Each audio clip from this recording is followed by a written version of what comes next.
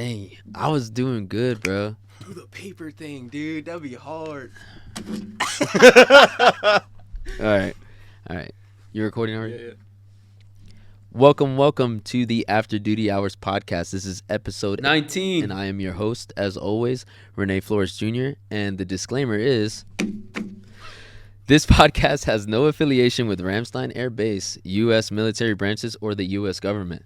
Now, the After Duty Hours podcast, if you don't remember, if you didn't know, it is not sponsored, but we are under the KMC First Four. And today, finally, one of the last execs before, you swap out, we have a special guest. He is the treasurer currently of the KMC First Four, Cody Calloway. How you doing, man? Doing great, man. Happy to be here. Yeah, this one was supposed to happen in October, but we kind of were busy, kind of like schedules. Yeah. Whenever I wasn't busy, you were, and then it just like kind of swapped at that point. Mm-hmm. But yeah, man, before you gotta give up your treasurer spot, I wanted to like bring you on and kind of wanted to show everybody and maybe give anybody a listen on like what KMC First Four is about, and I thought that would be best shown by bringing on the execs. So I had the president, vice president, secretary, and now I got the treasurer. So I completed the puzzle piece here. Yes, sir. Soon I'll be doing 4 more execs because we just got done with elections. And I didn't think about this, but it would have been cool to announce the winners on this podcast. Maybe next time I'll kind of like print out that paper and read it off. But I'll be kind of nervous to do that, man, because I can't pronounce names. Let me tell you, man. What, are you gonna say something? You gonna use the new mic? All right.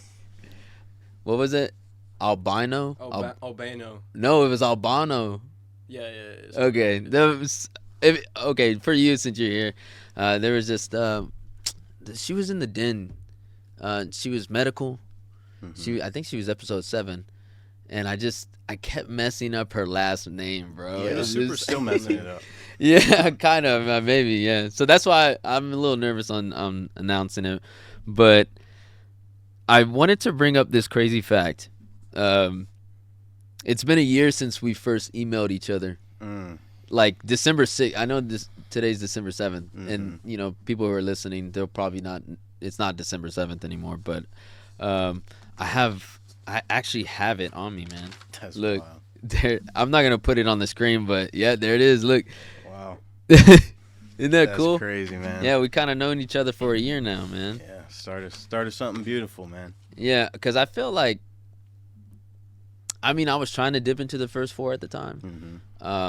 But I didn't know that you already had the seats filled, and that's what I was kind of going for. I wanted to go for an exec seat, and then I kind of shift ideas and said, hey, like I think I want to do something different, and that's when the podcast got put together. It worked out. Yeah, I really do appreciate it, and I think now we're doing the same thing a year from now. A year later, we're doing the mental health awareness campaign, the You Matter. So I think that's pretty cool that you've created some sort of tradition there to keep that awareness going, especially in the blue month, December. Certainly. Yeah, that was the idea. Yeah. I think, I don't know, like I remember how, I don't know, it felt good doing it for sure. And I think recently when we did it at Vogelway, we were like, we were doing it again. It was just a few of us, but a lot of people were interacting with us, and it was pretty cool. And then, when I posted on Facebook and I saw all those interactions, I was like, hey, this is pretty cool, man. Like, there was someone said, like, it's sad to know that you won't know the impact you made.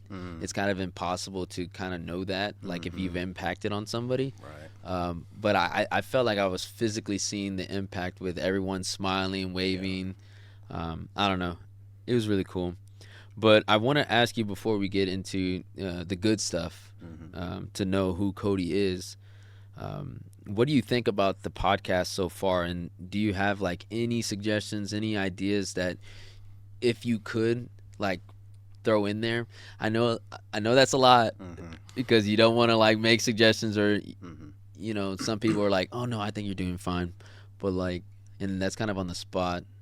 But do you have? Well, what do you think about it so far, man? How do you feel about the podcast? I think you're doing great, man. It's an awesome thing. You know, has there ever been a podcast on Ramstein before by airmen? Do we know that? We are the first.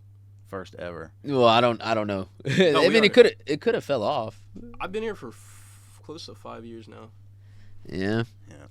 Yeah, so That's pretty cool. Yeah, it's amazing, man. It's an accomplishment already, and you guys, you do it like you're professionals. You know, Thank you. I love what I see. You're a great speaker. You're a great I try. host. You know, it seems like you got some great helpers in the background keeping it afloat, man. I mean, Yeah. it's hard for me to critique it. You know, when I've watched it and listened to it, I wasn't really looking for things to critique, and you know, nothing jumped out at me as obvious.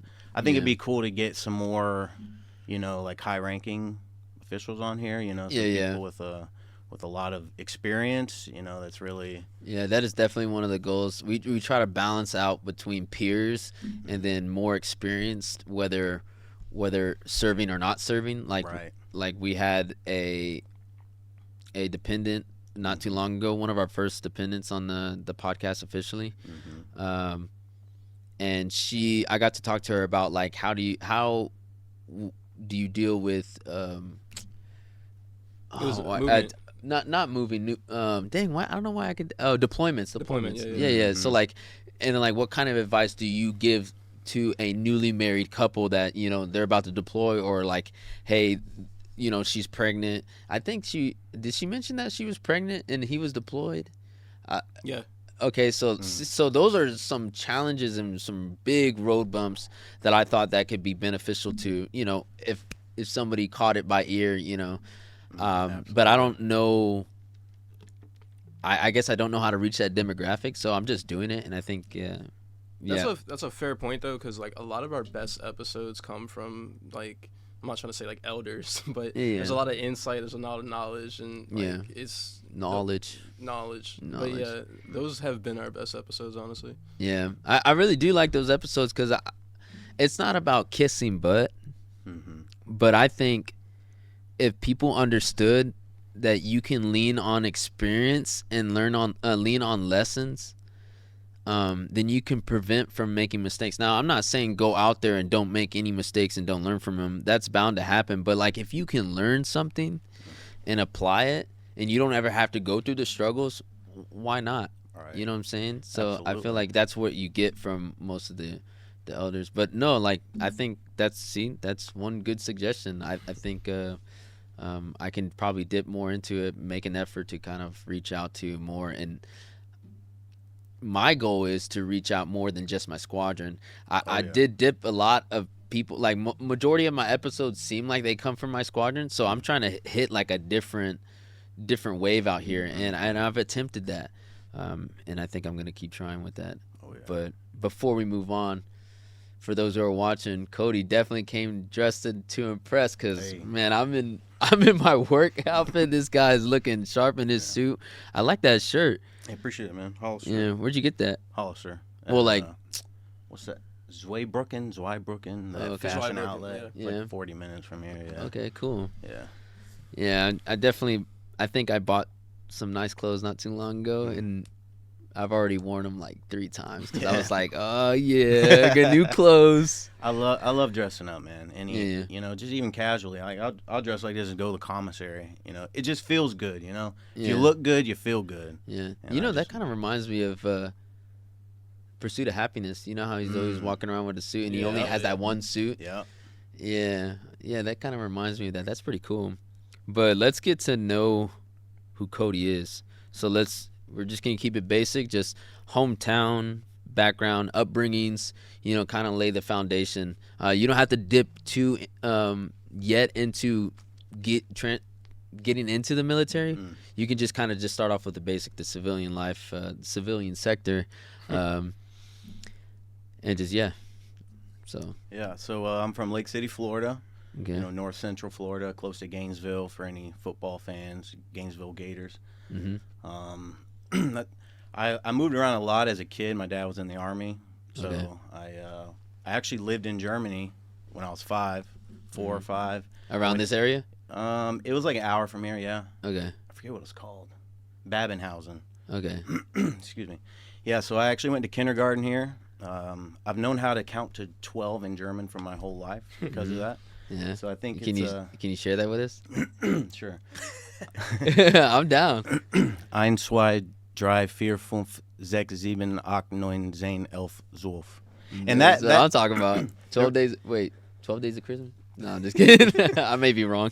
There may be some errors in that because, like I said, I've known that my whole life. So I haven't even went back and listened to how to count to 12 in German anytime recently. Sorry, my throat. No, it's okay. So that's from memory from as a child. So if I butcher that up, my apologies. But no, you're good. But yeah, so it's super cool, man, to come back here. It feels like kind of like a full circle moment. I was here before, But yeah, and you're staying here now. I'm staying here. Yeah. Yeah. Well, we'll get to that later. But yeah, so I moved around and lived in Germany as a young kid, Tennessee, Kentucky, and then moved back to Florida, where I originated from at like 8, and then stayed there until I was 18. So that's my hometown. The family. Yeah, that's where all my family was for the most part. I kind of got a smaller family. Yeah. It's a lot. Like, what's it looking like? So, I mean, I have a few siblings. I have 3 sisters and a brother and a stepbrother. Where do you fall? I'm the oldest. You're the oldest? Yeah. Nice. Yeah. What's the youngest? Like the age? Youngest is 18. 18? My brother, yeah. Okay. Okay, cool. So everyone's kind of transitioning into the real world, kind of. Right. Almost, at least, It's kind of crazy to see, Yeah, I still see them as little babies, Yeah.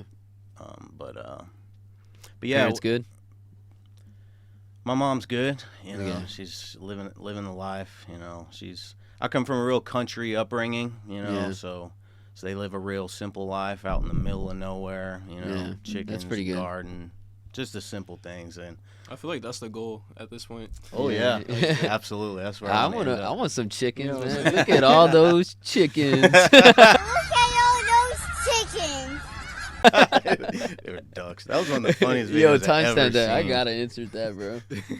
That was such a funny video. Yeah. But no, man, that's good. So before we transition into the kind of like, the military, I want to get like your hobbies and your hidden talents and your favorite foods. So I guess we'll start off with those 3, and if we find anything else we can explore, then we'll do that. So Okay. So what is like your favorite hobbies? Like what is your, when you're downtime other than traveling? Because I know you travel a lot. Yeah, we'll get love to that. traveling, yeah. But hobbies. So I've got a few. I'm quite explorative. I've recently got into like jewelry making, silversmithing. That's something I thoroughly enjoy. I know that you made your ring. Yep. Yeah, this one here. Or like you. Yep. Or you didn't make it. You just modified it. No, I made this. I made this from scratch cool. from wire. Okay, cool. Set the stone and everything. That's something I really love a lot. I love working with my hands. And, Yeah. And that's one of my main hobbies. Also, recently got into learning to play piano. Okay, cool. It's something that's like always like called to me. Like that's like my sole instrument. I just never got around to doing it. Yeah. So I spend some of my time doing that. What level would you say you're at? Beginner. Beginner? Yeah. I would say I'm like super beginner because I only know one thing. Yeah. And that's the Kingdom Hearts Dearly Beloved. Oh, yeah. Yeah, that's pretty good. No, I think the jewelry one is pretty cool because I remember seeing that. You ever thought about like making a business behind that? That's a tough one. Eventually maybe. Yeah. It's tough because you don't want your hobbies to turn into work.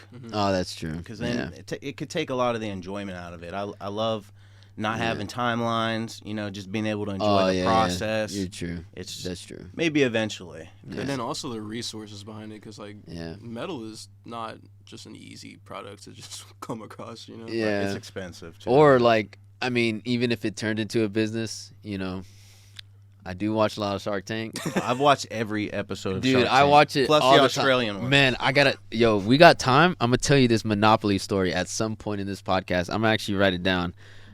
Hello, everyone. I don't know when I'm going to put this video in, but I'm probably going to put it in between a segment because we were done recording, but we forgot about the Monopoly. And I'm telling you, I got to tell this story, but in a short period of time. I don't want to take up too much your time as well.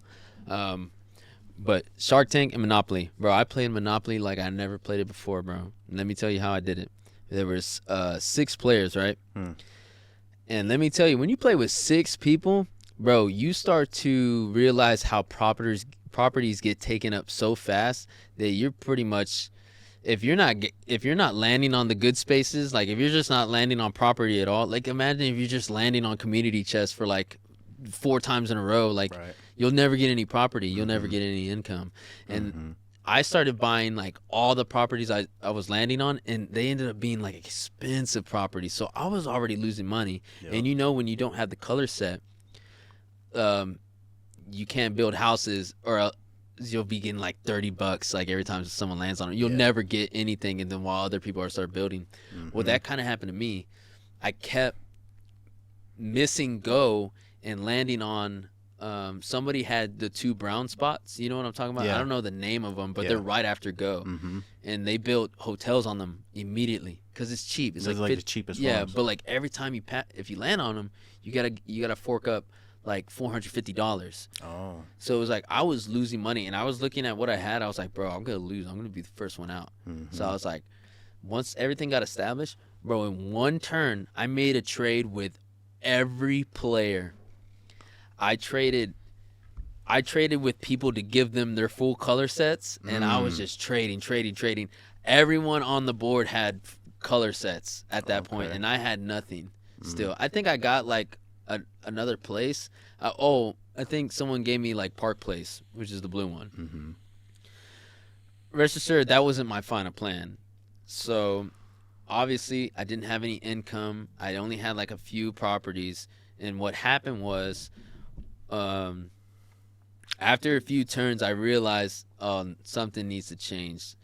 And with the little bit of property I had left, I sold like the railroad to the guy who had 3. I said, I'll give it how much to give you this or whatever. And he said like 500 at one point, because I felt like I was going to give it away. And he was like, no, don't give it away. I want it. And I was like, well, how much are you willing to pay for it? And then he said 500. I said sold. So I got all this money now. At one point I had $2,000 with no property. Around like I had like stupid amount of money. I don't know how I got it. It may not be 2,000, but it was well over 1,000. I had it laid out and everything. I had like 3 500s and like and people were like, man, how do you have all this money? You got no properties, and it's already late in the game. People are building houses and whatnot. So what I did is I started investing in people. I said, one of my friends, Jason, I told him, hey man, I will give you the color set that you need and start funding your houses for this amount of money, but what I want is immunity from all your properties, and I want a royalty until wonderful. and I want a royalty until I recoup $1,200 of my money. That's sharky. And then so I gave him $800 and I funded all his houses and I got immunity. And every time people were landing on his property, I would get $200. And I started like genius. Bro, and then I went to the strongest player and I said, I will fund your houses. I just don't want any immunity. I mean, I just want immunity from all your properties. I will fund your houses and continue to fund your houses if I get the income. For a perpetuity of like $150 or like $50 or 100, because I didn't know what she was gonna accept. And she said, "Cool." So I was like, "Bro, I was roaming the board, getting to, bro." I ended up getting 4th place. But it ended up being a long time before 4th place like was set in stone, bro. I never played Monopoly like that in my life. That's crazy. And the only reason I got knocked out is because the only person that was left, I didn't have immunity for, and I was low on cash. I literally gave that person all my money except $1 so I can stay in the game. And I ended up staying in the game just a few more rounds with that $1 because I was getting $200 from him every time someone landed on her property, because she was becoming monopoly because she was bankrupting people. So she was getting. I I literally had to dodge these 3 spots on the map, which was that other guy, and that was the spot I ended up landing on, bro. It's like the worst feeling in the world.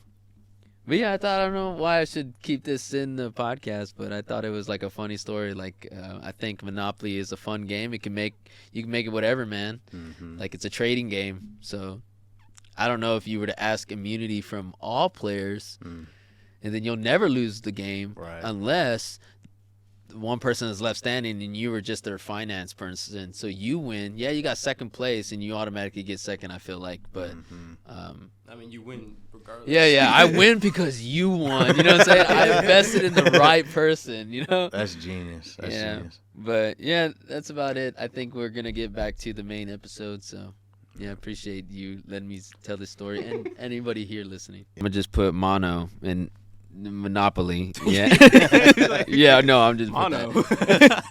Okay. No, what are they saying on Shark Tank? It's just like, how are you different from everyone else? And I think the competitive space of jewelry is already there. Right. So it's kind of like if I were to come up with a new energy drink or a new kind of like sports drink, if I'm not some sort of famous influencer to boost my sales, then I'm going to get eaten alive by like Gatorade and Powerade, stuff that's already like surpassed hundreds of millions of dollars. Prime. Absolutely. Yeah, but you see, Prime is a example. prime example. You know what I'm saying? Ours. The prime example. Oh, dang, I said it again. But like, those are high looked at influencers, whether you like them or not. You're gonna see it because there's a lot of eyes on them, and that's what kind of boosted their sales, and that's why they're kind of still in the game of sports drinks. Yeah. But no, just a little. A penny for your thoughts for the listeners of like, you know, start thinking that's some things that their investors are going to look at is like what makes you different, what sets you apart from your other competitors that are already, you know, trying to squeeze you out because they have the money and stuff like that. Absolutely. Yeah. So I guess that hobby's kind of leaked into your hidden talents like piano. So that's pretty good. What are your goals for your piano? Like, are you trying to, like, in 10 years, are you trying to play, like, Interstellar, like, you know what I'm trying? You know what I'm saying? I love that song. Yeah. I mean, I do it because it feels like it's relief for me, There's you know? clarity. Yeah. Exactly. It's an escape, you know? All day long, my mind's 100 million miles an hour. There's all kinds of stuff I'm thinking about, stressing about, trying to get done, but once you get on the piano, you have nothing else going on except playing music. Yeah. And there's something therapeutic about that. Mm-hmm. So, you know, just doing it for me and just see where it goes, you know. Yeah. It kind of stems from my actual true hidden talent is I can rap real good. You can rap? Yeah. Snap, Marcy. I don't consider myself a rapper because I've never like put myself out there really or tried to develop myself as, you know, an artist in the public eye. So on a scale, can you freestyle? Like, I can freestyle, but I ain't gonna do it right now. Okay, I was about to say much pressure. I'm about to do like the radio shows where they just throw out words. You know what I'm saying? So, I can do that. But man, who's that? You like Harry Mack? Oh yeah, Harry Mack. Harry Mack. Oh yeah, Harry Mack. Yeah. He's like a god, though. Bro. I ain't like that. Somewhat. But, yeah. And like he says it's all in the movements. Like he says it helps. He has to be moving like this when he's freestyling because he's like your body, your brain is like it connects to like so it's crazy. But I've been man, dude, I can't believe you're not gonna share anything. Yeah. You got to have something written down. You got to spit one bar that you have written down. And for the listeners, we were literally spitting the stupid freestyle. How about this? As we're talking, and you think of one worth of sharing, and it's and it makes sense to just spit out or whatever, then you feel free. But I'm not trying to make you feel uncomfortable. I just thought, now that's a hidden talent. You know, that's kind of crazy. I did not expect that. I'd known you for a year, and I didn't know that. Yeah. I guess. Yeah, I keep it on the down low, man. It's another one of those things I kind of just do for me because I love to do it. Yeah. So do you have like unreleased songs? I have a huge vault of just shit. I'm sorry. No, bro. I have a lot of stuff. Do you write? I do. Okay. Yeah. But primarily it's built on freestyle skill. There's There's another YouTube. Since you're in that space, I feel like you would know this YouTuber. He blew up on the song with Designer, Panda, and he was in the room, and he had a mic. He says, "Hey, a lot of people said I can't freestyle on this," and he's like, "What?" And then he says, "Just watch." And dang, the real AK. Not familiar. Oh man, he's good. Like I like him. I haven't been keeping up with him, but I've always liked his songs. And some of his songs are a bunch of covers, but he can definitely, you could see the progression of what he had. Yeah. But his name is The Real AK or something. Yeah, he goes by AK now. Yeah, AK. Yeah, I like him. He that was 7 years ago. Yeah, the Panda one? Yeah. Yo, that one was crazy. That one was when the song came out, man. That was like Black Ops 3. And that was like, it's crazy how I compare eras to which Call of Duty was out at the time, but that's what I came up with. So, but your favorite foods? Chicken wings. Chicken wings. What flavor are you going for? All of them. All of them? Buffalo all day, though. Yeah. You got to go with the original buffalo. You can't go wrong with it. Yeah. So which wing place are you going to? So I lived in Buffalo, where buffalo wings were created. Also lived in Florida. So buffalo wings were created in New York, in Buffalo, New York. And then... Man, you know the backgrounds, too. Oh, yeah. They call me the Chicken Wing King. Oh, okay. Did you win any... Did you do any challenges or anything? Nah, but I can throw down. I work at some restaurants up in New York. You like swings here? Swings is trash. Oh, I knew he would say it. He didn't mean that. Hey, it is what it is. I've not yet found one single restaurant in Germany that's got wings that meet my expectations. Yeah. Not one. I've stopped trying to find them. Yeah. I mean, it's such an American tradition, you know. It is, and I don't mean that with any disrespect. Yeah. I just because since I lived where they were created, like they're so crazy about it. So there's a specific place that you went to. Oh yeah, specific place called the Anchor so Bar. I can't go to a restaurant chain of it. I have to go there. Yeah. Oh dang. Yeah. What about the other ones like Wingstop, Hooters, and well, I mean, like when you I guess if you're there, you're gonna go to the one that you like. When you were given the top, everything else. Yeah, I know, but that's the problem. But like when you were in Florida, you were still eating chicken wings. Was that place there? So ironically, Florida. So once chicken wings were created in Buffalo, the next state they moved to was Florida. Oh, okay. So Florida also got top tier wings. So in Florida and also in New York, I mean, drums or wings? I think before drums or flats. Or flats, yeah. Well, because the wing is the flat, right? It's a part of the wing. Yeah. You got the flat and the drum, and they're connected. And it makes. I love flats, man. So the thing is, I prefer the flats, but I love the contrast. You know, after you eat a few flats, you eat a drumstick, and you kind of recalibrate, and you go back to the flats. You're not wrong. That's low key. But the thing is, okay, hate me if you wish, but. Dude, that's crazy that you said that because I be doing that too. Like, I only get flats, but my wife gets all of them. So I'm like, I look at her drum, I'm like, I'm going to try a drum. And then I'll eat it, and I won't finish it. And I'm like, nah, man, I'm going to go back to the flats. That's crazy. But you probably finish it. Oh, yeah. I'll only anything. If you're not finishing the whole wing, what's wrong with you? Yeah, I remember I would get eaten alive. They said, "Man, you got all that meat on the bones, bro." And I was like, "Oh, bro, come on." So I don't know. With flats, I can eat all of it pretty much. But the drums, I can't. The technique to eating a flat where you can just get it all off in one. Yeah, I seen that, bro. Twisting. Oh yeah, I seen that. Yeah. But nah. Yeah, I feel like I'm sorry for jumping around a lot. I just think these conversations are kind of like exciting, and I think it's very engaging about like. Don't feel like we're jumping around to me. Yeah. Oh well, you're probably right, but I want to make sure I covered everything that I asked you because I remember we strayed off a little bit of like where you ate, like the name of the place. Did we say the name of the place? So the Anchor Bar is where chicken wings were created. But pretty much all wings in Buffalo were fire. Okay. Man, I might need to explore there. Yeah. Highly recommend. Yeah. What's been your favorite food over here though? Favorite food over here has got to be Italian food. Okay. You know, I loved Italian food before I came here, and to actually eat it. So in what Italy, specific? Just pasta. I really, yeah. Yeah, like fettuccine pasta. Yeah, Nice. I like the penne noodle ones. Yeah, I really enjoy. Like, I just think those are awesome. Yeah. I stray away from the spaghetti ones. Like I mean, I'm no expert, but I kind of like. I don't know. It just depends. I mean, I like. I haven't explored too far out, but I like Vapianos.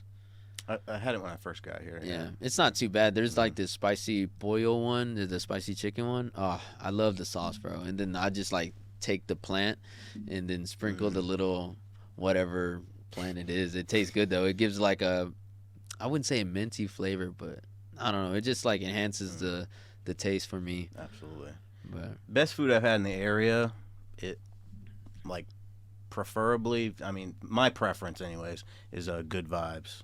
Oh, okay. You ever had that? Where's no. that Jamaican food truck that comes to Oh, Bay? yeah. They are. Yeah. Top jerk, tier. Their jerk chicken is so nice. Oh, Crazy. dang! I haven't really explored a lot of the food trucks here. I think there's that Filipino one that that one was good. Mm-hmm. And then we tried Baby O tacos. My wife did not like that. My wife's Mexican, and she don't like none of the Mexican places around here. Well, she also didn't like it because of the price. It was like, there was like it was just a plain taco with the meat, and you had to pay for the cilantro and onions. You had to pay for the sauce. Like I mean, I know things are run different over here. Like we shouldn't expect everything to be ran the same, but exactly. it's like, man, those are like those are essential things. Yeah, if I'm buying the taco for $4, you're giving me the cilantro and onions for free, bro. Like I'm not paying $1 for extra. Mm-hmm. But we haven't gone there ever since that first time, and we were in I think I got COVID, so I had to stay indoors. But somebody went to go get us the tacos because it was new, and she was not pleased. Yeah, but let's kind of talk about how the chicken wingman became a wingman. Oh, okay. Oh, I was trying to do something there. You know what I'm saying? I was trying to do something. Became a wingman. I see. Yeah, there you go. Hey, ding, ding, ding. Let's go. How he transitioned into the military life, because you said your dad was Army. He was, yeah. So just start off there. Okay, you're not going to the Army. Did you consider it, or how did that go? Yeah. So ever since I was 14, I wanted to be in the military, preferably the Air Force. I wanted to be a fighter pilot. Because my dad always told me if I was going to join the military, join the Air Force. He had this story. His example was, when he would go on deployments and TDYs and whatnot, how they would be intense. As the Army, they'd be intense in the woods somewhere, and he would always see Air Force going to nice hotels. And that was the only thing that he needed to see to know that there was a huge difference in the branches. Yeah. So he always told me to go in the Air Force. My grandfather was also in the Army. My dad only served 4 years in the Army, but my grandfather was in the Army for, I think, 12 years as well. I see. So yeah, it's something that I always had in the back of my mind. For some reason, I decided not to go into the military right away, out of high school. I had an interesting life after high school. I moved out of my parents' house at 16, and I actually lived in a camper outside of my grandpa's house for 4 years. And so I was kind of on my own. My grandpa was a real hands-off kind of guy. Yeah. There was no oversight. No one was making sure I was doing my homework or cleaning or nothing like that. So it was like I was on my own, right? So I was kind of just figuring out life and who I was, and I think it did a lot of good for me. I ended up moving to Buffalo, New York with an old friend, and I was there for 5 years, 6 years. I got into the swimming pool business. Yeah. And I worked my way up the chain at that store. I started out helping winterize pools. It was a seasonal position, and then I ended up going into the retail store, and then I eventually became a manager there. And when my wife graduated nursing school in New York, we moved back to Florida, and I got another pool job. So most of my adult life, I've been in the swimming pool business, and it's something I really loved. It's interesting because I liked my life before the Air Force.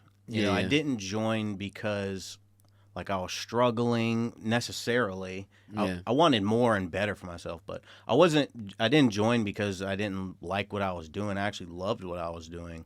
Yeah. But there was something about feeling like I didn't have enough of an impact. Like it was very enjoyable work. I loved the day to day. It was awesome. I had freedom. I had my own truck. I was going to jobs. It was a super cool gig, and I just felt like it wasn't something I could really hang my hat on. I imagined I was kind of on a track to end up having my own swimming pool business one day. That's kind of where I was going before I joined and what I thought my future looked like. But when I imagined myself at the end of my life, just kind of like on my deathbed, reflecting back on my life, I tried to imagine how it would feel about my accomplishments going down that path. And although I would have most certainly been successful, financially, I just feel like it wasn't going to really make the impact that I felt like I really wanted to make on the world. So the main reason why I joined the Air Force was that, I felt this emotional drive to really do something more and be a part of something bigger than myself. You hear that all the time, and it's super cliche, but it's honestly how I felt. And there's all the other stereotypical reasons too. I also wanted to go to college and couldn't afford it. I didn't want to take loans out, so Air Force was really enticing in that aspect. And travel, obviously, is most people want to travel, and so that was a motivator as well. But what really led me to be here is just the desire to be a part of the Air Force, and knowing that I would be super proud of that, regardless of how my life turned out after. That's something I know that I would never regret. Yeah, for sure. So this your first duty station, or? Yes. Duty station, yeah. Cool. And you said you just extended here, and you're going to be here until what, 2028? 2028. I got here March 2021. Yeah. What, he told me, he said, man, by the time I get out of here, your kid's probably going to be in kindergarten. I was like, dang. And I was only thinking, I was like, man, will I stop changing his diapers by then too? Oh man, I'm looking forward to it. I'm lying, bro. But I'm not looking forward to it. No, I love that guy already. I love that dude. So let's just cut right through the grass, man. Like you and me, we're big on volunteering here. It probably ain't no secret to your supervisors, and it ain't no secret to my supervisors. Yep. And I think I don't want to complain here at all. Like I think my supervisors can be looked at it at a certain way, but you also need to step in their shoes because they were once a senior airman, they were once an A1C or whatever the case may be, and they were being taught how to excel and move forward in this career if they chose to keep it as a career. Right. So at some point you have to respect the rank and the experience. Certainly. Because at the end of the day, like we were talking about off camera, it's not being an a-hole to you. It's telling you what you need to hear. And obviously, it's how they're saying it to you. We're not talking about, like, they're cussing at you and, like, they're like, talking really bad but still getting a point across. I'm talking about, like, they need to sit you down and tell you what you need to hear. And I think it's really important to hear as a junior enlisted that at the end of the day, the mission is still important. Your work is still important. That's what you get paid for in the Air Force. And I think when we overexerted ourselves with volunteering, it's like we always had something in our mind in the back saying, like, I don't want my work to be lacking either. So, balancing work and volunteering, how is that for you right now? Well, the majority of the volunteering that I've done has occurred outside of duty hours. There's been a good amount of, volunteering that I've done during duty hours as well when mission permitted. Volunteering at certain events that were really only happening during duty hours, like Special Olympics, for example. That happened recently. It was probably like 5 months ago or something like that. Okay. It was during the summer, but yeah, it's during work hours. I've been lucky enough to have very supportive leadership. It at least seems like to me that volunteering is it's like a respectable thing in my squadron. Like, obviously mission's always first. Yeah. But that's besides what you do at work, there's not too much else that you can do aside from volunteering to go above and beyond, right? So yeah.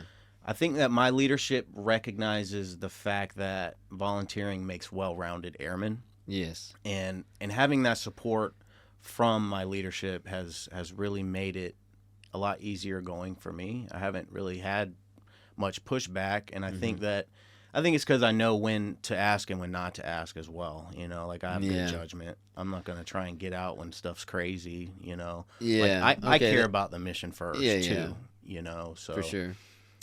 But it's funny because every time, like, my NCOIC would poke fun at me, and like when I'm building up my quarterly package, like Airman of the Quarter, and then you stack that up against my Volunteer of the Quarter package, like there's so much more volunteering bullets, and he poked fun at me. He's like, oh yeah, you're just a volunteer or whatever. Pushing you for volunteering all the time. But he was being funny because he knows that all of that's mostly done outside of work. Anyways, but. And I think that's important to kind of shed light on, the airmen that are listening right now. Is like, I mean, it's tough. Like, I have written down here is the challenges that come with competing with their peers in our careers.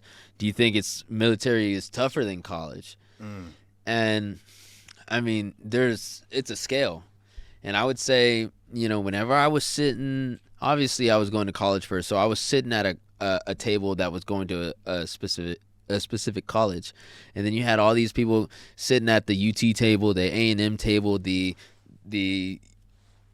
you name it, you know what I'm saying? Then you got the people that are trying to enlist into the military, and this was when everyone was in the cafeteria for like career day, all the seniors and whatnot, and then like you can't help but to bat an eye to the military people who are choosing to go to the military. You're like batting an eye and they're like, man, they're not going to college, man, they're not cool. You know what I'm saying? Like, I guess that's the mindset I think people have, because not in a disrespectful way. I kind of had that in my mind too. I was like, man, it's like you almost to the point where it's like, oh, did you not get accepted to college? That's why you're going to the military now? Yeah, stereotype. Yeah, stereotype, exactly. I think it's that's what the non-biased kind of conscious, goes straight to. But in all honesty, I've done both. And I got to say, military is very competitive whenever it comes to, career, because you're competing with your peers, but at the same time, you're building your peers. So It's like you can't shut off your peer.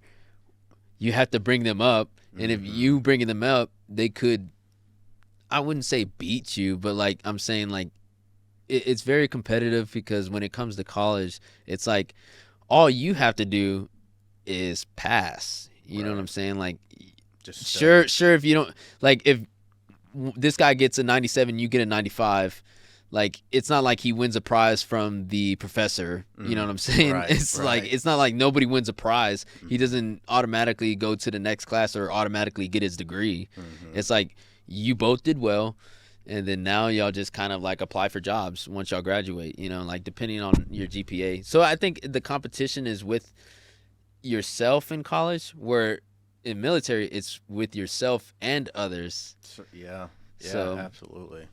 So, man, I just wanted to throw that quick little subject out there when it comes to work first, yes, but to throw that little sprinkle on top, you got to get active in the community, because that's what they're looking for, is micromanaging all this stuff. Like, how well can you do it? How well can you do it until you break down? Right. Because, I mean, not everyone's perfect, but, you know, like, could you imagine you walk around the corner, your SEL, your chief is, like, breaking down and, you know, getting all emotional, and now it's like work is chaotic because he's acting out of line or something like that. You want to put people like in those positions, I feel like, that have managed that matured in those areas, and that's tough to do, man. I mean, battling the human emotions that it comes with, especially knowing the fact that not everyone's perfect. It's like sometimes you gotta like put on a mask, and I don't know, that's just crazy to me. Like I think somebody, whenever I was driving them home on AADD, they were like, yeah, like, I remember I submitted my EPR and they said that I needed more volunteering. And so when I dipped into volunteering, they were like, your work bullets are struggling. You need to stop volunteering. You need to work more. And she was like, yeah, it's just really confusing. Right. So I was like, understandably, yeah. Yeah. So it's finding that line, you know? Yeah, absolutely. It's important to volunteer as well, because you get really inside of a box in your work center, because it's very limited what you do day to day. Yeah, and who you know. Right, exactly. I feel like there's such a ceiling on what you can do, whereas when you volunteer, you're in these completely new situations, right? Like at work, it's really easy to get in a routine, you know, because oftentimes you're doing a lot of the same things, you know. It may be a little different here and there, but when you volunteer, it can be something completely fresh. You're leading people completely new, potentially, compared to personalities that you're usually leading and have gotten used to and figured out how to lead, you know. So the ceiling is much higher in my experience leading others in a volunteer environment compared to your work center for many reasons. One being the new personalities and different projects, you know. Yeah, no, man, I totally agree, and that's what I try to tell some of the airmen that I work with in my shop. I'm like, hey, man, KMC First 4, they're doing elections. You know, this is your opportunity to get out in the squadron. I mean, maybe if you don't get an exec, you can still go to the meetings, man. Become an honorary member where you're in the table.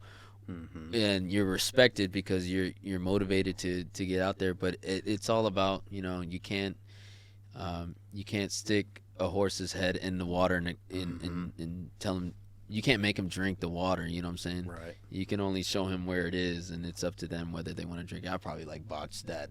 So you got, but it also, in the same line, you got to think about how the airmen are coming to, well, specifically this place, have never left home before. Now they're in a whole new situation, and on top of that, it's so easy to get stuck inside of the box that you are, like, in your career, because it's familiar, and you just came into a completely unfamiliar situation. So I can see for a lot of newer airmen how it is harder to even try and branch out. Like you said, you can't force a horse to drink water. Sometimes you can put them in that position. If they take it, you know, it's whatever. But and that's what it all comes down to. I've realized is like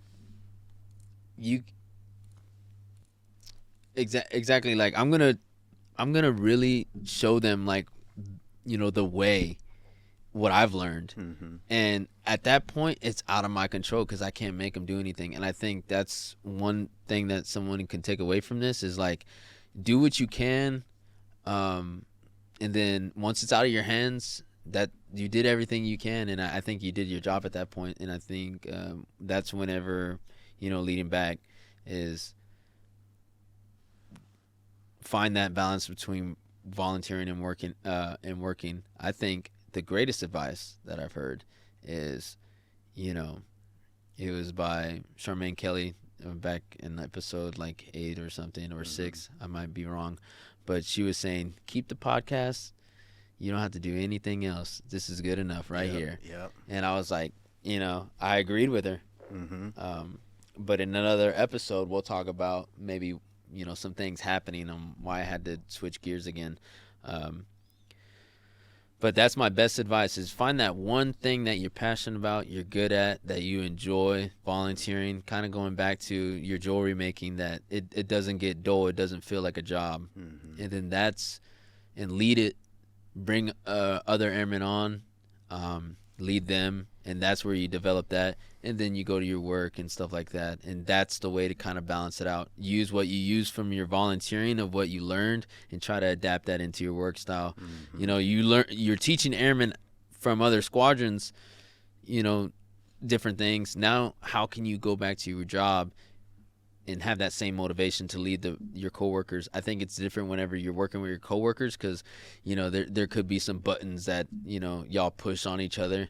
Because y'all see each other every day. Y'all practically know each other at this point because you spent most of your time at work, you know, versus, you know, the other side of it where you meet new people. So you kind of like lean on those good impressions. You're not trying to come off as a brat or something or a dirtbag or whatever whatever they can call them.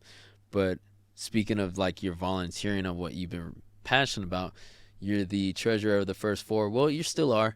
You're transitioning now, but I want to ask you, what is like your biggest advice that you can give to the next treasurer or even the future treasurers of the KMC First Four? Like the biggest advice? I would say communication is the biggest thing with being on a committee. You know, that and planning ahead. There's no such thing as planning too far ahead. You know, it's really important to communicate with the leads, you know, and really be a part of the process. You know, everyone has different leadership styles, but the more you can be involved in the manifestation of projects and ideas and events, the more smooth things are going to roll. So keep in touch with your leads and as much as you can comfortably manage. You know, the more you talk, the better it's going to be. You know, that's one thing that I've had to work through. All my life, I've been an introvert, you know, so like social skills have never been a super strength of mine. I mean, when I get close to people, you know, I'm like an extrovert with people I know, right? But with people I don't know, it really takes the extra effort from my end to communicate like an extrovert in those scenarios. So I would say get really close and familiar with the people that you're working with. That way you can really communicate more often, more openly, and you'll be able to get a lot done. But you know, if you don't have that comfort to communicate freely and openly, things are going to be more difficult. Yeah. So what would you say? I know you said communication is the biggest advice. Is that some of the challenges that you faced while that had to deal with lack of communication within the? Well, like, we're not trying to like call anybody out here, but like I'm trying to bring out the challenges that you face that, like I said, you can prevent the next treasurer from falling into, because if they do get a chance to hear this, that's kind of the goal of this, is kind of share that wealth of information that you have that you can offer. Certainly. Because now, yes, you are a peer, but you have that experience that, you know, that's good for the podcast. Yeah, absolutely. Yeah, for sure. I would say in a way, yeah, communication is one of the challenges that I faced because of myself, not because of anyone else, you know. So it takes an effort to send the message, and it stems from asking for help, right? So I've all my life I've kind of had an issue asking for help. Like I mentioned, I was on my own from 16 years old, so I've gotten used to taking care of business myself, right? Really just being in charge of what's going on, right? And I think personally, being completely introspective, I got a lot of pride too. Yeah. So trying to put the ego to the side when I've been put in tough situations, like I noticed that was a struggle at times. Like I didn't want to seem inadequate, or you know, maybe it's a weakness to ask for help and stuff, like when it's really not. It's really not at all.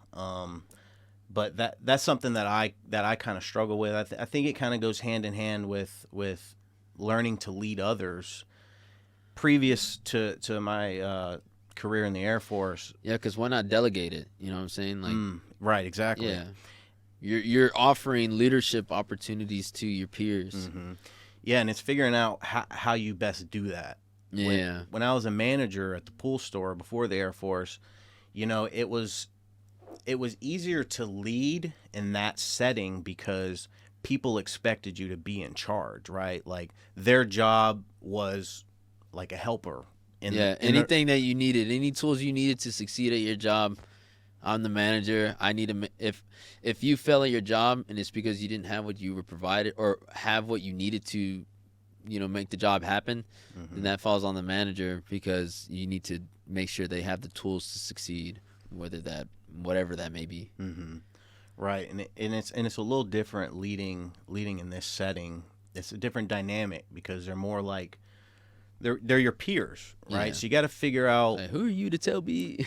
Right, it's a balance between like leading someone.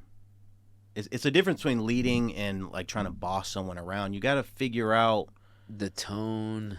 There's a lot to it. The biggest thing is, I think, inspiring others and setting an example, right? Yeah, you have to do it first. Like, at least me personally, I think that's my leadership style. Like Reed, the president that's currently transitioning out as well. Mm-hmm. He mentioned how his leadership style is different. He feels like sometimes he gets too involved. He doesn't necessarily think that his boots should be on the ground. Like, he's more of that person that can manage people in a different way than myself. I feel like I best lead being present, setting an example and kind of leading from the front. That's pull the rope together. Yeah, exactly. And it's been figuring that out. My challenges have definitely been how to ask for help when I need it. No, that's good. What's been your favorite moment of the first 4?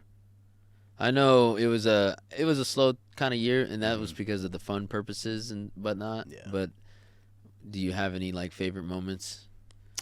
Honestly, my favorite moment is when we did the mental health awareness campaign last year. Yeah. And I was holding the sign. Yeah, man, you had the speakers going, man. There ain't no speakers now. I got some. I got some. We got some in the closet in here. I remembered, but there was a moment where I was holding a sign out there. I don't remember if it was in the morning or the afternoon shift, but there was a woman that drove by and she seen the sign that I was holding. It was something along the lines of, "I can see you," or no, "You are seen, you are loved, you're not alone." Basically, something like that. And she seen it as she drove by, and it moved her to the point that she drove all the way around. Because of where we were positioned, you really had to go out of your way to really get back to where we were. And she came back there, and she walked up to me, and she just started crying in my arms. Man. And that's the impact. It was a beautiful moment, and I hate to say that's my favorite moment because it's not like that, but it was the most rewarding. And it stems back to whenever you were in the civilian sector, when you were looking for that purpose, you were looking for that impact on the world, and now that I'm not saying that was the moment you finally saw it, but that was one of the moments where you're like, I'm right where I need to be. Absolutely. So that's a good one, man. Yeah. Seriously. I want to ask you some questions now. Okay. If you could have one superpower, what would it be?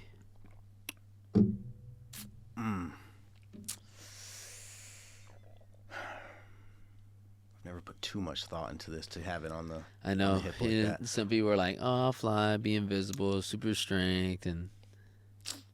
I'd probably say time travel. Time travel? Is that a superpower or is that like a technological thing? That superpower would be like super dope, though. I don't know.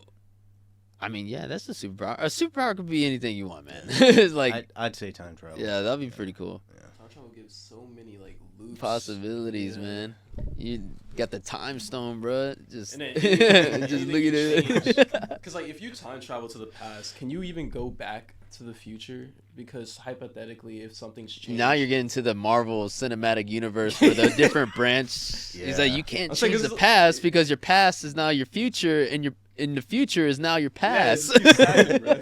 Even to go to the past and just be a spectator. So, how would time travel work? And that's we'll stem on to this question. How would time travel work and with your superpower?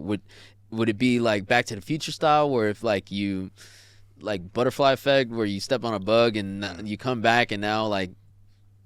I prefer not. I prefer to just be like a spectator. You know, like like a ghost. No one can see me, but I can see everything else. You know, that's kind of that. Hey, that's a good anime right there. Yeah, no, that's good, man. What is so not with the first four? What is your? We're getting to that time. It's crazy how we started back in May and now we're at the end of December. That's pretty cool. I'm talking about the podcast really, but now I can ask this question to the next few guests since we're in the last month. But what was your favorite moment of 2023? I would say one of them for sure, without having enough time to fully analyze all the moments. I'd say paragliding in Switzerland was tip top. Yeah, that seems fun. Hey everyone, I know y'all just didn't hear what we said and there was an awkward silence, but there was something said on here that had to be cut out, so I'm cutting it out. We protect everyone on this podcast for sure, but don't worry about it. I edit the videos. And if y'all seen the last one, my cat jumped on the counter and her tail went up in the sky, so she was exposed. And I was like, man, I can't have my daughter be doing that on camera. So whenever that happened, bro, black box. And then when she went off, the black box went away. So I'm gonna edit that out today. Huh? I wish you'd have brought your cat today. I would have had 3, man. I don't know, man. I can't do that. Like they'll be whining and they'll be like wanting to get out of here. They love home. Yeah. They are not outdoor cats. Seriously. That's fair. Picture yourself in a world where you never joined the military and you get to work your dream job. What would you be doing? Owning the pool company? No, I wouldn't say that'd be my dream job. That's just something that I really liked. Yeah. And when I say dream job, it just be anything, man. Like we had someone saying like they park ranger. Yeah, park ranger and a bar, working at a bar and like was it Courtney that said that she just wants to be surrounded by her plants and pottery and plants and she says she wants to live out in the middle of nowhere, no financial need, and like she's making pottery and I would say mine would be something involving music. Okay. Whether that be like a manager or a producer or a songwriter. Just being involved in that community, it would never feel like work. Yeah. Like that's just such a huge passion that I don't think that it could ever feel like work for me. So if I were to imagine a dream job, it would be something that just came naturally, and that would be one of the only things. Impactful. Right. Music. Yeah. Yeah, for sure. It changes people's lives, man. Is there any advice you were given from an older person when you were younger that you didn't take that you wish you did? If so, what was it? Probably stop smoking. Yeah. Yeah. Cigarettes are terrible for you folks. If you smoke cigarettes, you need to quit now. I've struggled with cigarettes since I was 14. I had bad peer pressure by some girls I used to hang out with, and they got me smoking. And I got like an addictive personality. Somebody told you to stop smoking? Yeah, a lot. Yeah, my dad. And you were like, "What's this person know?" My dad and my grandpa were always. I'm gonna live forever. Yeah. I wish I'd have quit way back then, because it wouldn't be nearly as hard, to quit as it would be now. Yeah. Which, by the way, I'm quitting for my New Year's resolution. Yeah. All everything like nicotine, tobacco. Nicotine completely. Yeah. Dude, I've quit smoking so many times. Yeah. It's a cycle. No. I know. Yeah. So that'd probably be tip top. Well, good luck on your goal, man. We're definitely rooting for you. Seriously, I know that you got. I mean, you can reach out to the medical here for help. You know what I'm saying? Yep. I mean, it's all about walking over there and seeking that help. You know what I'm saying? Ask for it. Absolutely. All I kind of want to shout out to Paul. He's one of our frequent listeners, and he suggested this back in October, but we kind of, waited to implement this kind of like this segment. But it's about like kind of inputting some more military kind of perspective in this conversation, which I totally am cool with. Yeah. Because I think everybody wants to hear how everyone perceives these different type of things happening and whatnot. So I mean, you have your the article copy for reference if you want, but I kind of wanted to talk about this article from Air and Space Forces magazine. Now the title of this one is not USAFE, but United States Air Force identifies all 8 airmen killed in the Osprey crash. This was December 5th that this was posted. It says the 8 airmen were aborted the CV-22 Osprey that crashed off the coast of Japan were declared dead as the operation transitioned to search and recovery. And just, reading a little bit more of the article, just jumping around, the aircraft caught on fire, crashed November 29th, incident off the southern Japanese coast, sparking a massive search and rescue effort involving the U.S. and Japanese military, Coast Guard, law enforcement, and civilian volunteers. The bulk of the wreckage was discovered by surface ships and dive teams on December 4th. The remains of the 6 airmen have been discovered, yet 2 bodies have not been found. And then they kind of like list all, I'm not going to say the names, but they list all the ones that they do have found and they have identified. And throughout this article, they kind of bring up like past incidents where similar things have happened.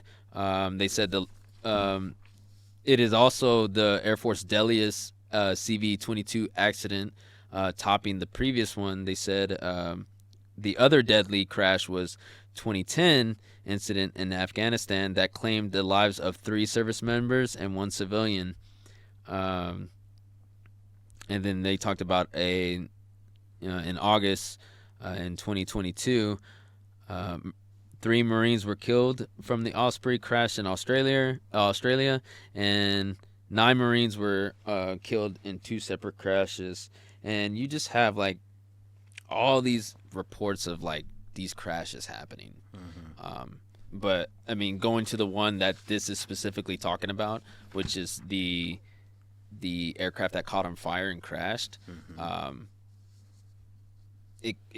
it almost is comparable to like the Kobe crash. You know what I'm saying? Like they were going on through their day, you know what I'm saying, probably doing whatever they were trying to do, probably just ride the helicopter, sightsee everything, or try to get to another location. You don't hop on a helicopter thinking like, oh, this is my last few minutes to live, right. Especially you have your daughter with you. You wouldn't take your daughter with you if you thought that, For sure. Speaking of these, 8 airmen that were on this mission, and then out of nowhere, that's it, lights out.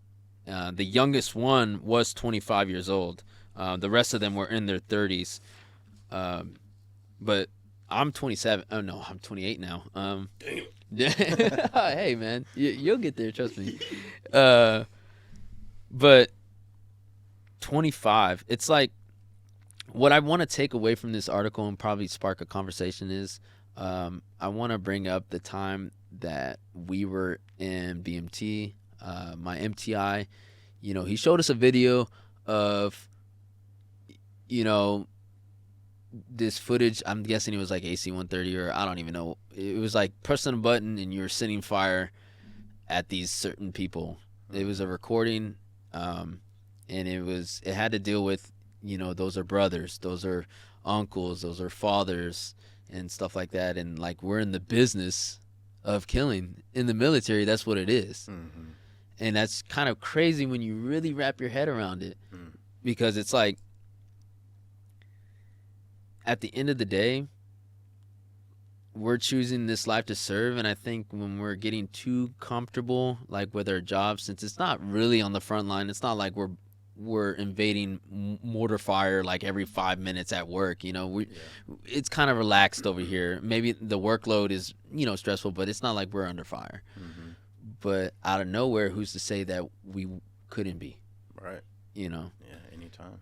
Yeah. So I don't know. How do you feel about, you know, what did you take away from this article? Is it kind of like in the same way? Yeah, I put myself in people's shoes very often. So when I read it, I imagined that being me, you know, and kind of had the same insight that, you know, things could change in the blink of an eye. You know, we take every second for granted without even realizing it. You know, when you're driving down the Autobahn, you know, all it takes is a tire blowout. You're going 150 kilometers an hour. You know, you could be gone. You know, so I kind of put myself in the shoes of these fallen airmen and realized once again that, you know, it really could all be over in an instant, and just we really need to appreciate every moment we have, you know. Yeah. And not only that, like, no, that is like one of the points that I thought of too, and I'm glad you brought that up because I saw that too, and I hope everybody else sees that about appreciating the time that you have right now. Don't get so caught up in what is next week or next month, because nothing is promised. So it's like you don't step on this helicopter thinking that it's gonna be it. And recircling back, we need to kind of, this is why I appreciate people who serve. It's like, you know, yes, this could happen to anybody who isn't serving. You know, this could happen back home. You could be speeding at home and crash on the highway or whatever. But I feel like you do put yourself more in danger when you put yourself in a military environment, because you do have that chance to deploy. You do have those chances to be stationed in those hot zones where y'all might get hit first before anybody else, you know, gets over there to, you know, help or have some any sort of assistance. And it's just, I really do appreciate all these airmen and the Marines and everyone, and it's like an eye-opener to kind of appreciate the people who serve, because they gave up all that time away from their family, and then it ended up that way. You know what I'm saying? So that's really heartbreaking. And, you know, I hope that, you know, over here, I know their lives, you know, nothing can really repair life. You know, you can't go to their parents or their families and be like, here's to make it better or whatnot. But they do say, the Secretary of Defense, Lloyd Austin III, said, we continue to gather information on this tragic incident, and we will conduct a rigorous and thorough investigation. So, you know, about, you know, catching fire, why did it do that?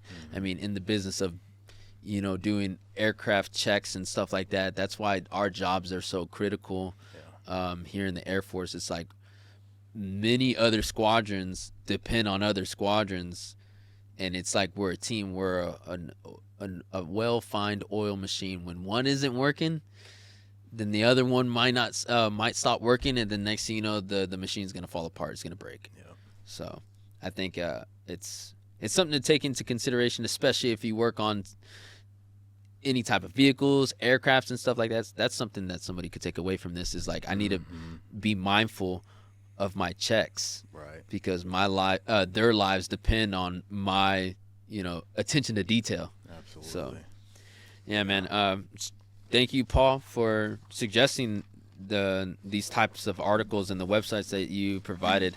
I know it wasn't like some crazy, you know, eating hot wings or guessing words or eating beans like we usually do, but I think you and me would, you know, would have had a good conversation, and we did, about, you know, this type of stuff. So I appreciate the suggestion, and let that be known. Like, if you have any suggestions for the podcast, please let us know. Don't be shy. We do implement them, and we'll be happy to, you know, just see it through, really. But as we get to the closing remarks, podcast, we buy gifts, man. So you travel a lot, right? Oh yeah.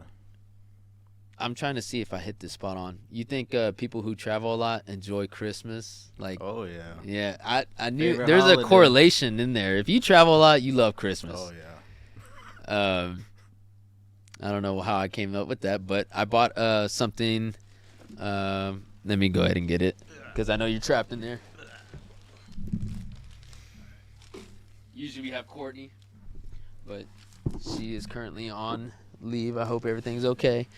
You feel free to open it, man. I know the camera might not be able to see it well. Is the price on there? I hope it's not. 41. Oh no, it wasn't $41. I swear. No, it's not.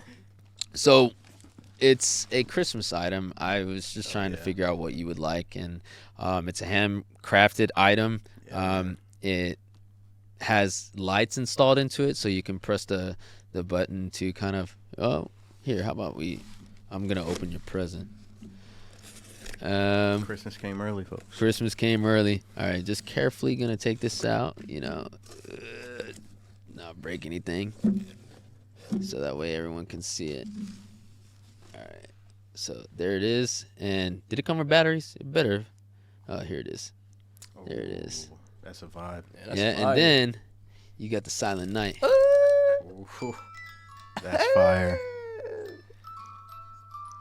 My wife's gonna love this. Yeah. Yeah. So this is a gift from the podcast team to you and your family. So hey, appreciate it. No problem, I'm man. grateful, man. There you go.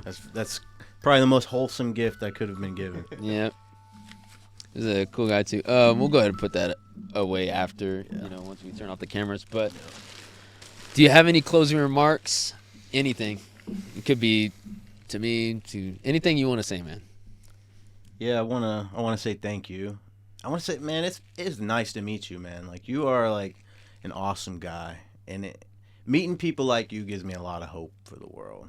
And I mean that from like the bottom of my heart. Man, he gonna make me cry, bro. He knows I need to hear that. You're an inspiration, man, and you're one of the best people I've ever met. Honestly, like, I can feel it. Like, I'm an empath, so I really pick up on people's energies and tensions, and man, you've had a massive effect on me and gave me a lot of hope, So thank you for that. Yeah, man, awesome I appreciate it, Cody, man. Absolutely. Dude, that was good, man.